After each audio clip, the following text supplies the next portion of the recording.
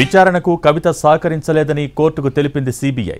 Delhi liquor scam కేసులో కవితను arrest చేసిన సిబిఐ ఆమెకు 14 రోజుల జ్యుడిషియల్ రిమాండ్ విధించాలని కోర్టును కోరింది.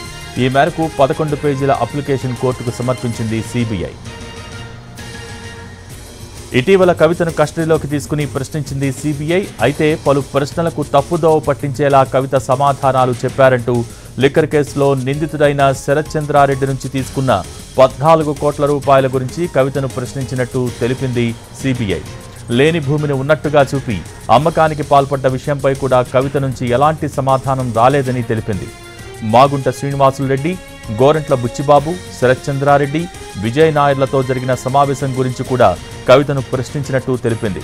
వాటికి సూటిగా సమాధానాలు చెప్పకుండా కవిత తప్పుదోవ పట్టించారని తెలిపింది. కవిత పలుకుబడి గల వ్యక్తిని, విచారణతో పాటు సాక్షుల్ని ప్రభావితం చేయగలదని కోర్టుకు వివరించింది సిబిఐ. కేసుకు సంబంధించిన ఆధారాల్ని ఆమె నాశనం చేయగలదని తెలిపింది. ఈ కేసుకు సంబంధించిన డిజిటల్ పరికరాలను, డాక్యుమెంట్స్ను పరిశీలించాల్సి ఉందని పేర్కొంది. అందువల్ల కవితకు 14 రోజుల పాటు జ్యుడిషియల్ రిమాండ్ విధించాల్సిందిగా కోరింది సిబిఐ.